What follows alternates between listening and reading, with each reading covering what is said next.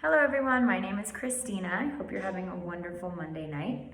I chose the case study 7.2, Kakenya, Ntaiya. It was a young girl who came from a rural Kenyan village, a very backwards community in which female genital mutilation was still prominent, so was prearranged marriage, and education was not wasted on women. It was a very male-dominated society. And this girl, a young girl, she was about 17, and decided that she needed to make a change for herself. The vision that she mapped out was first to change her future.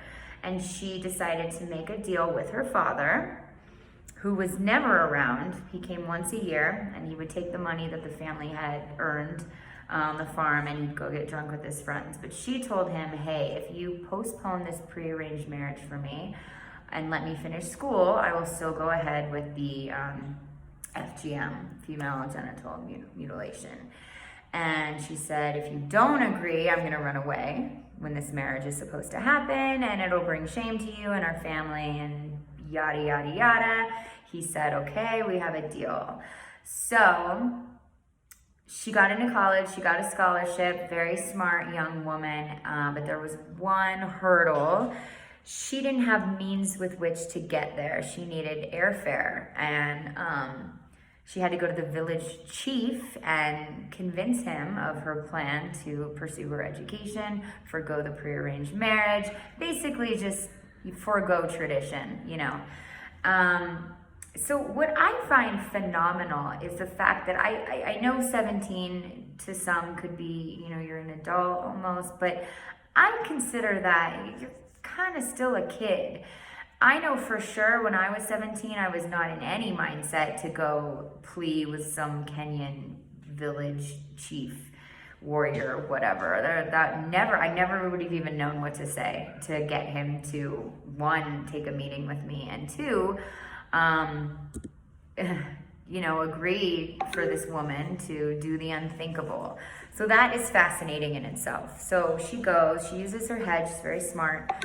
She knows that there is a custom in their village where if somebody shows up at your house before dawn with advice or an offering or just well wishes or question, you're not allowed to say no, you're not allowed to turn them away. So she used this wisdom, and I like that she used a custom from their,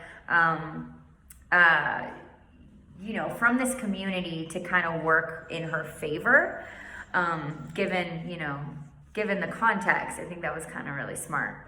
So she goes to the chief, he's like, okay, I'm on board. However, now you have to get the blessing of 15 other men in the village. They have to also agree. So she went before dawn, did the same thing, and soon enough, everyone's on board. She gets on the plane, she goes to school.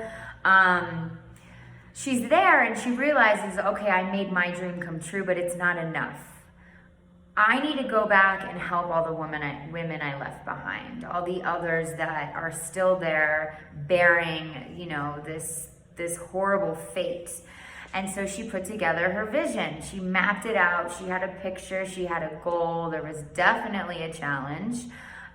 Getting a village to go back on hundreds and hundreds of years of tradition. I mean, that's no small feat, right? And in time, she did it. She made it happen. She created boarding schools and programs with mentors, and eventually started a school for boys as well, because she knew that the root of the problem was the way these males were thinking. They needed to change their viewpoint of women in order to, you know, to view everyone as equal and give everyone equal opportunities and rights. So I think that what Kakenya did was absolutely fascinating. I don't know how she was able to sway this chief in the village. I don't know if divine intervention was involved, because I don't know how a young girl could do that. It's just absolutely phenomenal. And one thing I took away from her leadership style was she was definitely a servant leader. She was working for the people, listening to their demands and their needs and their wants, and right away just instilling credibility by making it happen. Very selfless, and above all, just the art of articulation, I would say, which is something we were just studying, was so powerful in this case.